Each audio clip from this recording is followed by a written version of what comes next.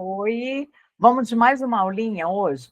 Hoje eu trouxe para vocês um assunto que é um pouquinho complicado, é, principalmente quando você está estudando, né, no ensino médio, que você aprende isso, e assim, ele dá um pouquinho de medo de usar, mas a gente desmistifica tudo aqui, a gente resolve tudo aqui, tá? Deixa eu só compartilhar aqui com vocês uma página para a gente começar. O assunto que a gente vai estudar agora é modal verbs. Aí, só um pouquinho, deixa ele acordar aqui. Modal verbs, tá? Esses modal verbs, eles vão ter... depois eu vou explicar direitinho, tá? Como que a gente vai poder usar esses modal verbs. São oito, não é oito assim, é oito assim, 8 modal verbs, tá? Então, eu vou colocando cada um deles aqui e vou dizendo para vocês o que significa. O primeiro deles, que é bem conhecido, é o can, tá? Esse aqui é o verbo poder. Esse verbo poder eu vou usar quando eu tenho capacidade ou habilidade de fazer alguma coisa, tá? Eu faço porque eu sei, eu posso porque eu sei. Então, esse é o verbo can, tá? O verbo poder. E aí depois a gente tem o may. O may, ele também significa poder. Só que esse poder aqui, eu estou falando de permissão, tá? Quando eu estou pedindo ou dando permissão para alguém fazer alguma coisa, beleza? Depois a gente tem o could, tá? Esse verbo aqui é o poderia, tá? Ele também pode ser usado como passado, mas isso aqui é uma outra história. Ele pode também ser usado como passado do can e do may, mas isso aqui é uma outra história. A gente está aprendendo ele aqui como um verbo modal, tá? Depois do could, aqui não existe uma ordem certinha, não, tá? Essa é a ordem da minha cabeça aqui. Depois do could, a gente vai colocar o should, tá? O que eu quero dizer? Que não existe né, uma ordem, tem que ser assim, can, may, could, should, blá, blá, blá, nada disso, tá? Isso aqui, cada um faz a sua ordem. O importante é a gente aprender o que significa cada um, tá? O should é deveria, tá? Isso aqui, quando eu estou te dando uma sugestão, ou um conselho, tá? Ou um conselho. Então, você deveria estudar mais, você deveria dormir um pouquinho mais. Então, nesse caso, eu vou usar o should, tá? Depois, a gente vai usar o would. Esse daqui, ele não tem um significado específico, tá? O que ele faz? Ele vai colocar uria no nosso verbo. Então, a gente realmente precisa de um verbo para ele poder fazer sentido. Ele sozinho, ele só vai significar isso aqui. Ele não tem um significado próprio, né? Então, por exemplo, se eu disser eu gostaria de comer sushi. Então, eu digo, I would like to eat sushi.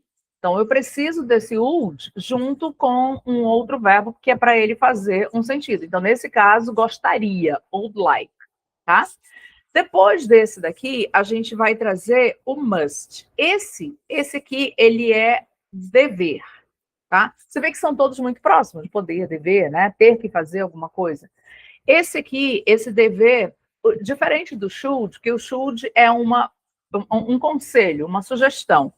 Aqui é uma obrigação, ou então uma opinião muito forte minha, tá? Eu vou colocar aqui opinião muito forte. Uma opinião muito forte. Como é que é isso? Eu fui assistir um filme e eu amei. O filme é muito, muito, muito bom. Então, eu digo que cara, você tem que ir assistir, você deve ir assistir. Então, eu vou usar esse must aqui como essa ideia de obrigação ou uma opinião muito forte para você fazer alguma coisa. Uma opinião minha muito forte, tá bom? Aí, depois do must, olha lá, conta comigo. Can, may, could, should, would, must. Né? Nós temos 6. Aí, a gente vai ter o might. Esse might também é dever, tá? Nota que, de novo, são bem próximos. Só que isso daqui é uma probabilidade. Peraí que me enrolei aqui. Probabilidade futura. Como é que é isso? Eu amanhã não devo trabalhar. Então, eu vou usar esse might para usar esse dever, né, dessa possibilidade de que amanhã eu não faça isso, eu vou usar o might. Outro exemplo, eu olho para o céu está cheio daquelas nuvens assim super pesadas, está bem nubladão mesmo. Aí eu falo, it might rain, deve chover, né? E aí, o último dos 8, né? Conta sempre que é para não perder a conta. É o ought to. Esse verbo aqui, na verdade, ele é a mesma coisa que o should. Ele tem o mesmo significado que o should, tá? Então, o que significa ele? Significa deveria, quando eu estou fazendo, te dando uma sugestão ou um conselho. Qual é o mais usado? É o should. Pouquíssimas vezes eu já vi em algum texto, em algum livro, o ought to, né? A não ser que seja uma linguagem mais antiga e tal, mas é um modal verb que não saiu de linha. Então, você pode encontrá-lo em algum momento ou até mesmo falar, tá bom? Agora eu vou mostrar para vocês como é que a gente vai usar esses verbos aqui. Só para dar uma resgatadazinha. Quando eu uso um verbo auxiliar, por exemplo, o verbo do, o does e o did, né? Eu vou usar esses verbos auxiliares numa frase afirmativa, né? Apenas numa frase afirmativa. Aliás, eu não vou usar esses verbos auxiliares numa frase afirmativa. Por exemplo, I work. Eu trabalho, né? Se eu quiser dizer que eu não trabalho, aí eu uso esse verbo auxiliar junto com o not. I don't work. Certo? E se eu quiser fazer uma pergunta, eu vou perguntar: do I work? Eu trabalho? Esqueci, não sei se trabalho. Do I work? Tá? Então, qual é o significado desse verbo dentro dessa minha frase? Nenhum, tá? O único significado dele aqui é de me mostrar qual é o tempo verbal que eu estou trabalhando, porque o do é o tempo verbal presente simples.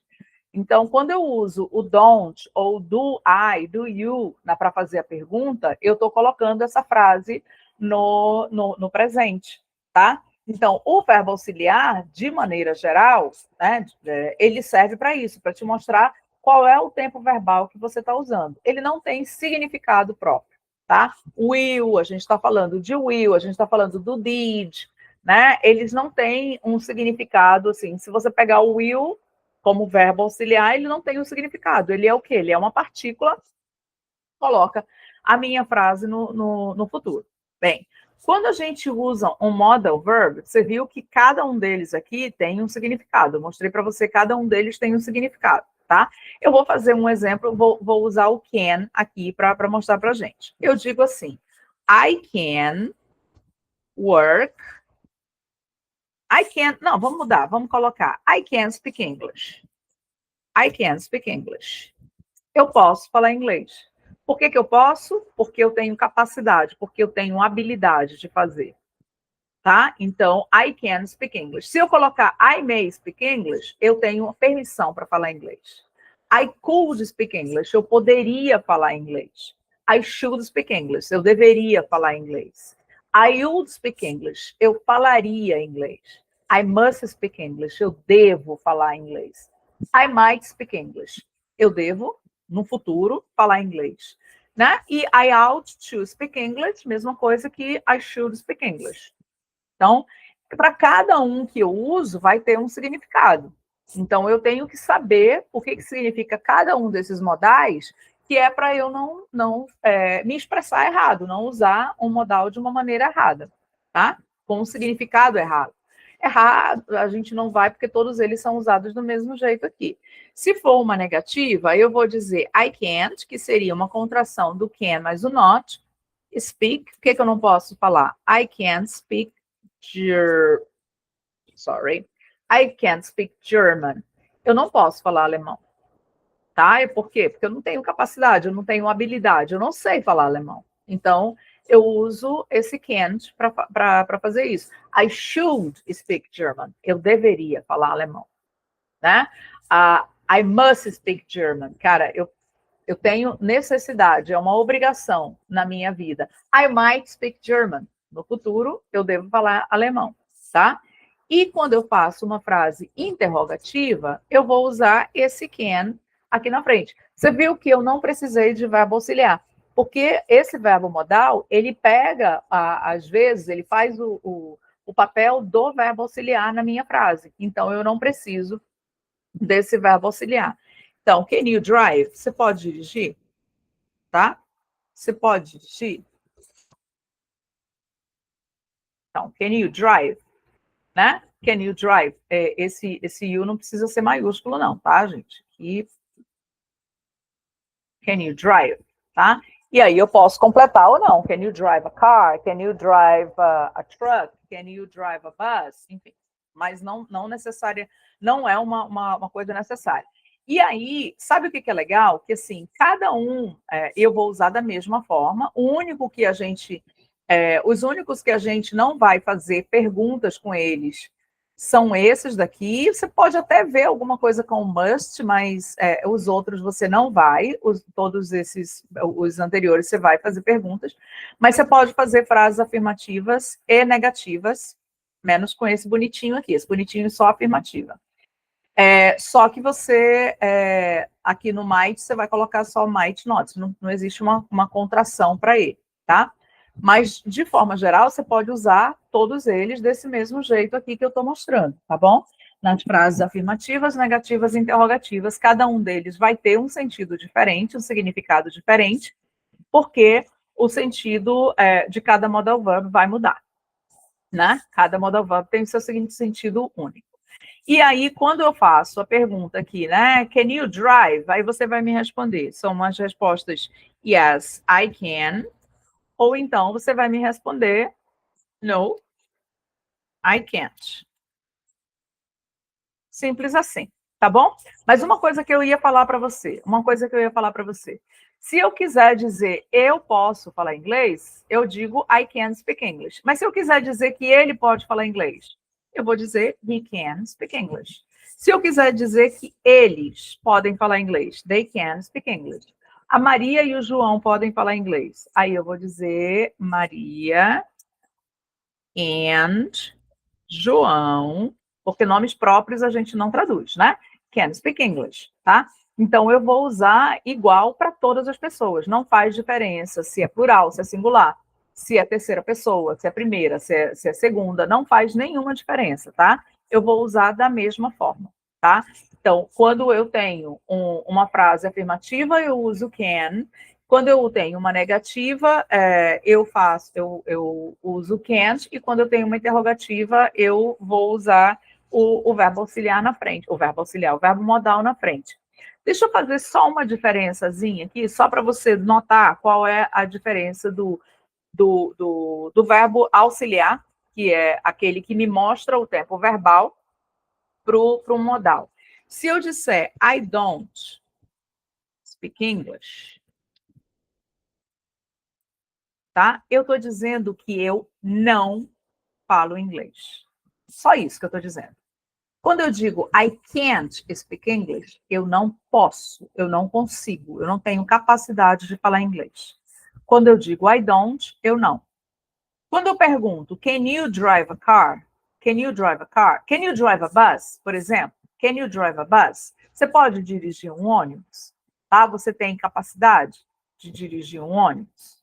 Aí, se eu perguntar do you, eu estou perguntando, você faz isso? Como se eu perguntasse para você, você faz isso no seu dia a dia? Eu coloquei a visão ali para baixo por causa da telinha aqui. Esqueci de repente que a minha câmera está aqui. Tá? Então, o verbo auxiliar, o verbo auxiliar modal, nesse caso, ele vem para frente, como os outros verbos auxiliares, do, das e did, tá? E eu também posso fazer frases interrogativas com uma WH também, usando esses verbos auxiliares. What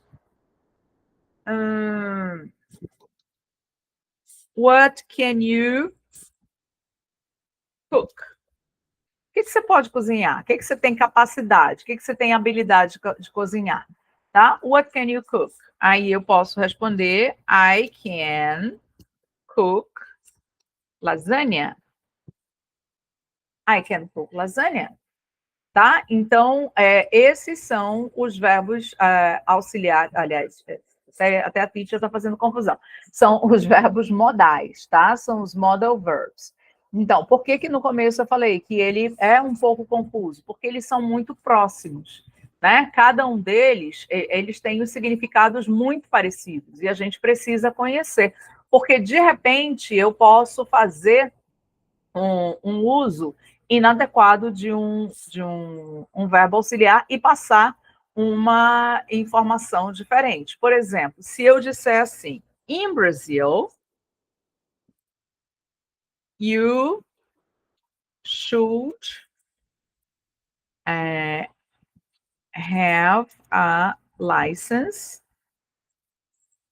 to drive. Aí o que eu disse aqui? No Brasil, você deveria ter uma licença para dirigir. Só que o should não é o verbo modal mais adequado nessa situação, porque não é que você deveria ter, você tem obrigação de ter, senão você não pode dirigir.